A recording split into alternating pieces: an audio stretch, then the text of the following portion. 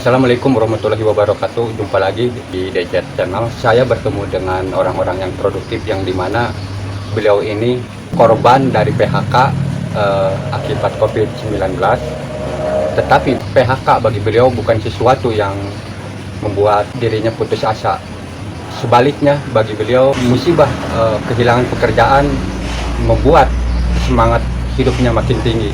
Terbukti dengan usahanya sekarang merintis usaha pembibitan ikan menjadi lumayan sukses, sehingga banyak pelanggan-pelanggannya yang datang dan menurut beliau kewalahan dengan permintaan para konsumennya. Trik dan tipnya kita akan langsung menanyakannya ke saudara Ihsan.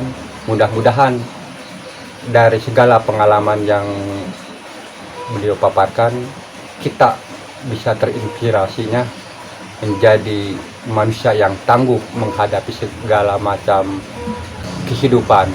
Untuk mengetahui lebih jelasnya, tonton terus videonya sampai tuntas. Biar tidak gagal paham, jangan di skip.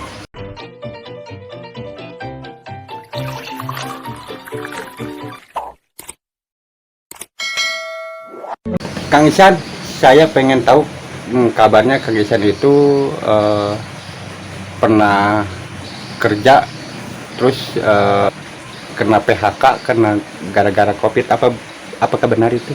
Ya, karena mungkin di tahun kemarin ya, saya kena PHK gara-gara COVID-19.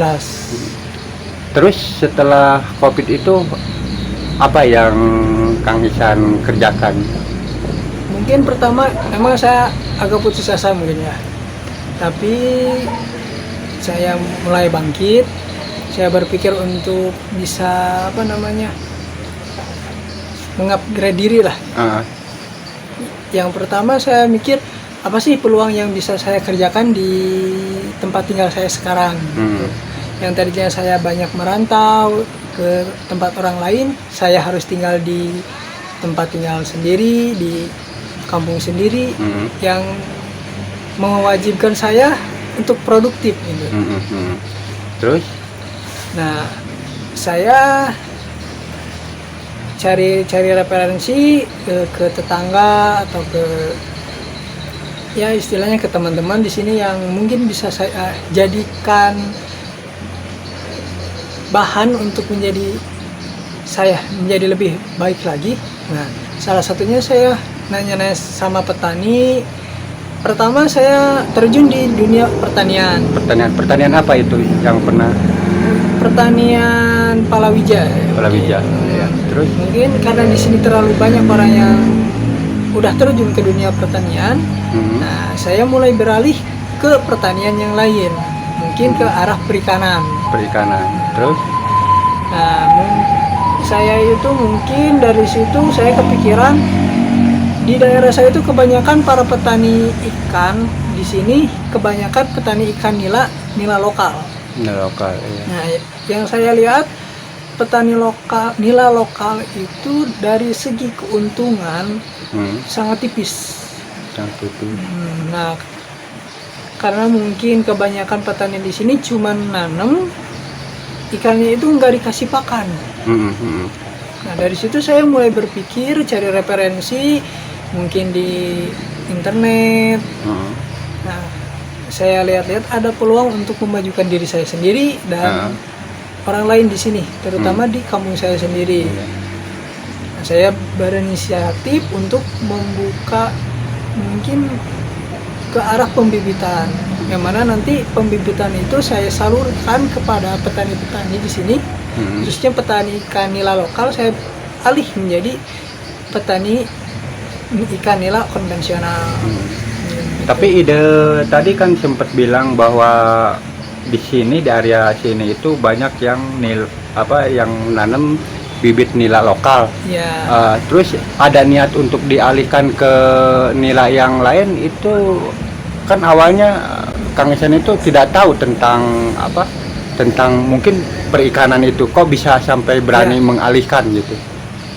Ya, karena saya mungkin cari referensi salah satunya di internet, terus saya sering-sering main ke tempat petani ikan konvensional, khususnya ikan nila. Nah, di situ saya mulai membukalah wawasan istilahnya dari ikan nila itu.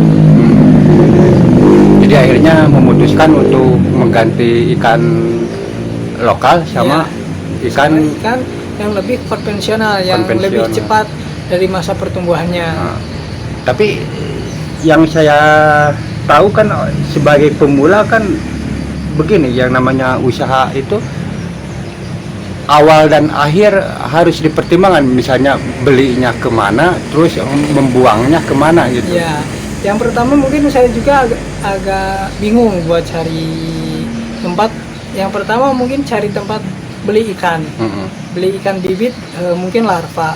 Terus yang kedua saya bingung juga untuk mengeluarkan hasil panen.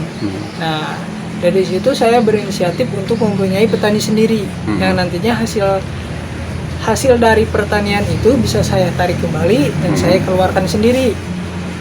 Mungkin di sini saya untuk awal-awal saya masuknya ke arah pasar tradisional. Dari kendala pencarian tadi konsumen sama ininya susah nggak itu? Buat awal-awal ya mungkin agak susah, tapi kesini semakin banyak orang yang lebih meminati mungkin ke arah ikan nila konvensional yang dari daging lebih menjanjikan ya, mungkin begitu. Dari dagingnya itu lebih enak, lebih gurih. Beda sama ikan nila lokal yang mana dagingnya itu lebih ke arah kurus. Tapi gimana cara meyakinkan konsumen? Kan biasanya mungkin konsumen itu biasa ngambil nila lokal terus diganti sama konvensional. Ya, mungkin buat pertama awal memang banyak yang nolak mungkin. Tapi sama saya di sini dikasih edukasi sedikit demi sedikit, terus sama saya dikasih sampel rasanya gimana, ya istilahnya lah kita memerlukan pengorbanan untuk pertama kali. Saya tidak membayangkan Kang Ihsan bahwa proses semacam itu mungkin membutuhkan waktu. Apakah waktu dari promosi, kalau dibilang promosi itu cukup lama nggak? Mungkin buat di sini di tempat saya ya agak lama. Agak lama ya. Orang-orang seperti Kang Ihsan kan istilahnya masih jarang ya. Orang yang istilahnya masih muda, belum nikah, pemikiran sama mindsetnya udah menurut kita sih udah bagus gitu kan, udah jarang orang seperti kayak Kang Ihsan ini punya pemikiran untuk usaha. Apalagi kalau menurut kita kan apa yang namanya ikan itu kan mengurusnya itu kan harus istilahnya benar gitu kan. Banyak resiko, terus faktor. Nah sekarang yang kita ingin ketahui gitu ya, kalau misalkan dalam pengurusan ikan ini apa saja sih triknya, kemudian antisipasi untuk pencegahan bahwa ikan itu kualitasnya bisa bagus, terus jarak waktu untuk pembibitannya seperti apa. Siapa tahu kan orang-orang di luar sana juga berminat seperti Kang Ihsan ini. Apalagi kalau misalkan menjanjikan kan lumayan. Kendala yang pertama dari pembibitan ikan ini mungkin yang pertama itu yang paling ekstrim itu cuaca. Karena mungkin kan ya yang namanya cuaca itu bukan hanya di ikan, tapi di hewan, bahkan di manusia juga. Nah, salah satu kendala yang kita temui di lapangan saat kita budidaya ikan yang paling tinggi itu cuaca. Nah, cara kita sebagai petani ikan nila di sini khususnya di Kabupaten Garut, kita mengantisipasi cuaca itu sebelum namanya cuaca datang, penyakit itu datang, kita udah antisipasi duluan. Mungkin yang pertama itu mengendalikan yang namanya pH air dengan cara kita kasih garam. garam kerosok, kalau di sini namanya itu garam kasar. Nah, mungkin itu salah satu triknya. Tapi untuk di wilayah saya sendiri, kebanyakan petani ikan nila itu petani ikan nila yang ada di sawah. Jadi si larva ikan nila itu kita tebarnya di sawah, nanti udah agak besar kita panen. Nah, cara untuk mengantisipasinya dengan cara menutup saluran air yang biasanya masuk ke sawah kita tutup sebelum terjadinya hujan. Untuk salah satunya itu mengantisipasi turunnya pH air, mungkin itu salah satu. Itu tadi yang dibilang salah satunya cuaca. Selain cuaca apa? Mungkin yang salah satunya cuaca itu penyakit seperti jamur. Selain cuaca apa aja? Mungkin dari segi penyakit dan bibit. Bibit Bibit juga berpengaruh. Bibit yang bagus akan menghasilkan kualitas ikan yang bagus juga. Mungkin itu salah satu kendalanya. Bicara soal pembibitan ikan, biasanya kan jarang juga orang yang bisa membesarkan, apalagi Kang Ihsan itu langsung ukuran seberapa sih untuk misalkan penjualan bibit yang di sini? Di sini itu jual bibit ya 1 kilo isi 100 sampai 80 ekor. Nah, jadi sistem saya itu sistem pembibitan yang mana nanti saya salurkan ke petani-petani. Nanti udah saya salurkan, mungkin saya menunggu hasil panen dari petani untuk konsumsian begitu. Oh, jadi si Kang Ihsan itu hanya pembibitan. Ya. Jadi nggak sampai pedaging. Enggak, jadi saya itu nanti buat pedaging itu saya salurkan sama petani-petani lain. Jadi di sini saya alhamdulillah udah mempunyai petani. Yang pertama petani pembibitan, yang kedua petani pembesaran. Dari selama ini, dari hasil penjualan pembibitan bisa nyampe berapa kilo per hari atau per minggu, per bulan? Mungkin buat sekarang saya alhamdulillah gitu kan, buat pertama merintis sekarang itu 1 minggu itu 1 kuintal mungkin dari pembibitan. 10? 1 kintal. Oh, 1 kintal. Ya, Dari pembibitan per minggu. Oh, per minggu 1 kintal. Ya. Dengan keuntungan? Dengan keuntungan 2 juta bersih. 2 juta bersih. 2 juta bersih saya. Termasuk modal makan. Ya, modal makan semuanya ya bisa ke bawah 2 jutaan lah. 2 jutaan itu bersih, benar-benar bersih itu 2 juta. Itu bersih. Bersih. Benar. Berarti kalau 2 juta kali 4 berarti 8 juta dong per bulan. Ya, bisa ya kurang lebih 8 juta. Itu bersih itu. Itu bisa disebut bersih. Bisa dikatakan bersih Ya, itu. bisa dikatakan bersih 8 juta per bulan. Nah, itu kalau sewaktu dulu kerja gaji? Kalau waktu kerja mungkin di angka 3,5 juta ya per bulan. 3 juta berarti sekarang lebih baik Ya, sekarang. alhamdulillah lebih menguntungkan sekarang mungkin. Jadi bagi Kang Ihsan itu mungkin gitu ya. Ya.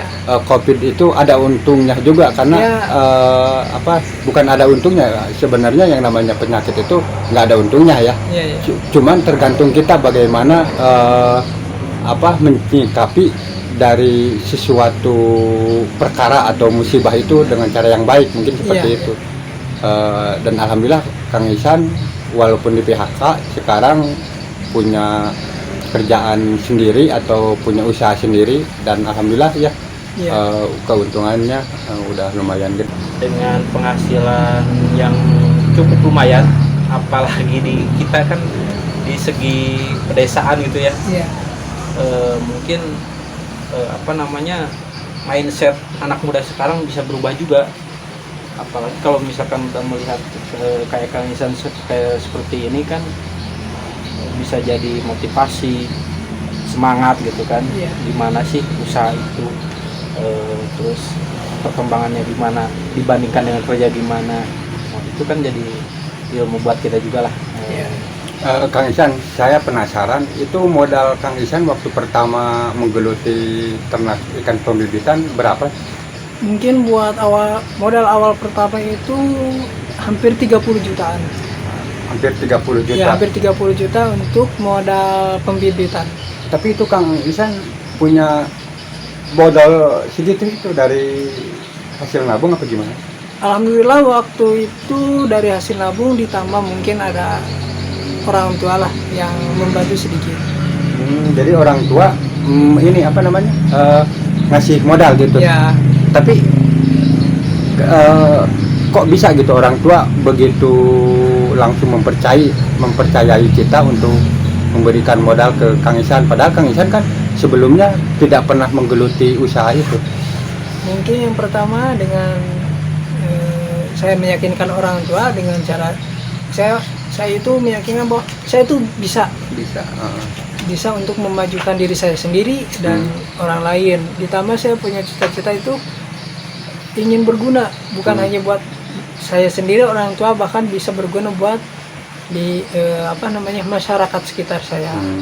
Nah, mungkin salah satunya dengan cara saya pembibitan ikan ini bisa membantu petani-petani lokal di sini yang tadinya panen itu 6 bulan satu kali, kadang ada 1 tahun sekali. Saya bisa lebih mempercepat masa panen. Itu sebentar, saya ingin, tadi kan modal Kang Ihsan kan 30 juta. Iya. 30 juta itu untuk beli lahannya atau bibitnya atau apa? 30 juta itu mungkin buat sewa lahan saya di sini per tahun 13 juta, ditambah saya beli larva, bibit, ya sebagian lah buat operasional sehari-hari. Jadi Kang Ihsan itu tidak punya lahan, hanya mengandalkan penyewaan gitu. Iya, mengandalkan saya lahan, ya memberanikan diri lah istilahnya. Tapi sebenarnya penyewaan lahan itu memang selalu ada atau memang kebetulan ada yang disewakan? Ini jadi kebetulan ya, yang kebetulan ada orang yang mau menyewakan lahan, saya lihat ada di situ ada peluang, nah saya ambil. Walaupun ya saya sendiri belum pernah ada basic namanya di dunia perikanan. Jadi sebenarnya ternyata ya kalau kita amati peluang itu sebenarnya peluang itu pasti selalu ada, hanya saja kita itu tidak mempersiapkan diri. Mungkin kemungkinan seperti itu. Terbukti dengan adanya Kang Ihsan itu seakan-akan begitu mudahnya peluang itu didapat sama Kang Ihsan. Padahal sebenarnya kita juga kalau memang mempersiapkan sesuatu hal dengan matang, dengan apa, pasti akan menemukan peluang. Ya, mungkin seperti itu. Karena kita nggak punya persiapan apa-apa, begitu ada peluang kita seakan-akan itu bukan peluang kita. Ya, betul. Sepertinya itu kalau saya amati dari pengalaman Kang Ihsan. Tetapi saya ingin tahu juga ini, tadi kan dari orang tua, minjem uang dari orang tua, ini sudah dikembalikan apa belum? Alhamdulillah mungkin dalam jangka waktu 2 bulan ya. Sudah dikembalikan? Dan dikembalikan semuanya. Oh, alhamdulillah berarti Kang Ihsan. Jadi Kang Ihsan sudah benar-benar memberikan kepercayaan kepada orang tua, dan orang tua pasti gembira dong dengan cara Kang Ihsan melunasi janji ke orang tua bahwa Kang Ihsan ingin benar-benar usaha dan ingin mengembalikan. Karena yang saya tahu orang tua itu memang pada dasarnya orang tua ingin dikasih, tetapi yang paling utama bukan itu, tapi orang tua itu ingin melihat anaknya itu benar-benar mandiri, dan Kang Ihsan alhamdulillah sepertinya udah memberikan sesuatu kebahagiaan bagi orang tuanya gitu. Satu lagi ini yang saya ingin tanyakan kepada Kang Ihsan begini, misalkan kita kan untuk semua orang belum tentu Kang Ihsan punya modal istilahnya kayak tadi Kang Ihsan 30 juta untuk pemula ini.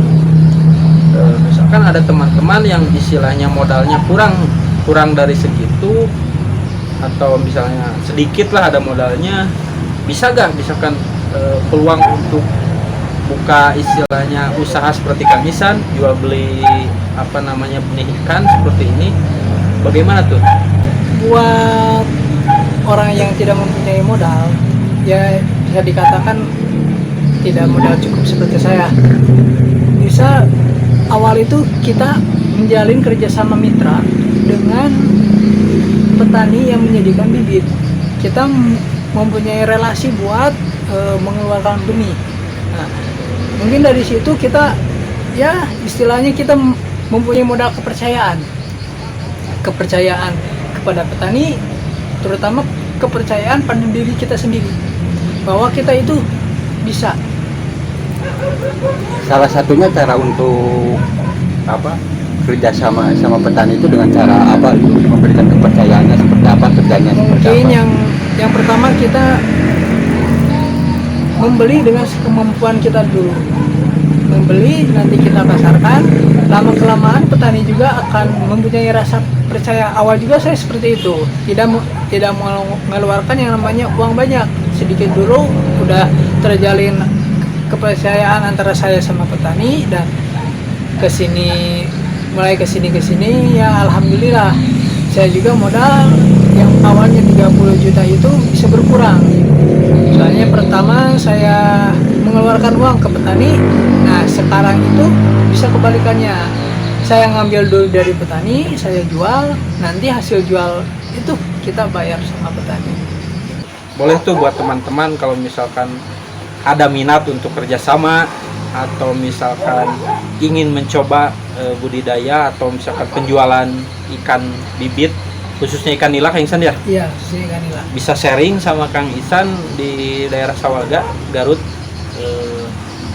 tips dan caranya seperti apa, konsultasi masalah perikanan khususnya di bidang bibit, bisa juga buat teman-teman di luar sana, khususnya daerah Garut. Juga mungkin kalau misalkan ada teman-teman di luar yang pengen beli bibit atau butuh bibit di daerah Garut, khususnya deket Sawah Lega mungkin ini ya, Iya, Sawaga. Sukawening, bisa langsung menghubungi Kang Ihsan. Oke, juga harganya murah, mungkin kualitasnya bagus. Nirwana ya? Ya, kita menyediakan Nirwana 3 sama nila merah Bangkok.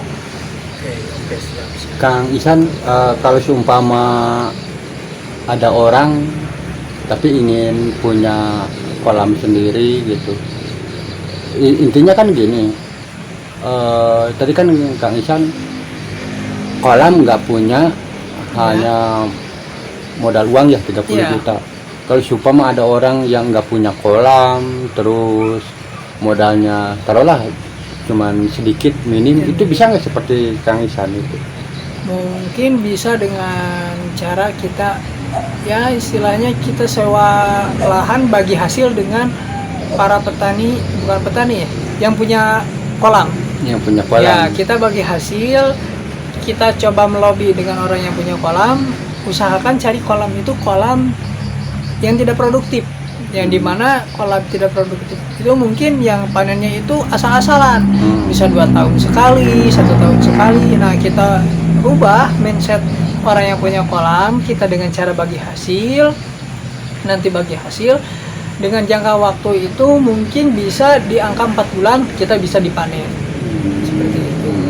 Kang Ihsan ada pesan nggak buat teman-teman yang kena PHK akibat ya mau akibat COVID ataupun tidak, yang intinya pesan yang produktif lah sesuai dengan pengalaman Kang Ihsan? Mungkin yang pertama pesan saya, kita jangan sampai putus asa, karena yang namanya rezeki itu pasti udah ada yang atur. Yang penting tergantung ikhtiarnya kita. Terus yang kedua, mungkin di saat kita lagi jatuh, jangan sampai kita lupa dengan yang namanya yang punya kita, yaitu Tuhan kita. Mungkin itu pesan dari saya. Ya. Sobat Dajat, itulah pengalaman dari Kang Ihsan yang dimana beliau pernah di PHK dan alhamdulillah sekarang sudah menjadi manusia yang mandiri, yang tidak bergantung dengan orang lain dalam kutip. Beliau punya usaha sendiri. Dari hasil sharing kami sama Kang Ihsan, kita ngambil kesimpulan bahwa apapun musibah yang datang ke diri kita bukan sesuatu yang harus kita takuti, tetapi harus kita lawan atau kendalikan, karena kita adalah makhluk yang sudah diberikan kemampuan oleh Allah Subhanahu wa Ta'ala. Dan tentu setiap permasalahan pasti ada jalan keluarnya, tergantung kita bagaimana menyikapinya dan terus belajar, karena belajar itu wajib seperti yang dijalankan oleh Kamisan. Kamisan selalu belajar walaupun melalui internet, dan hasilnya ya seperti sekarang ini dia sudah punya penghasilan 8 juta per bulan dibanding waktu dulu. Mudah-mudahan video ini bermanfaat. Terima kasih. Assalamualaikum warahmatullahi wabarakatuh.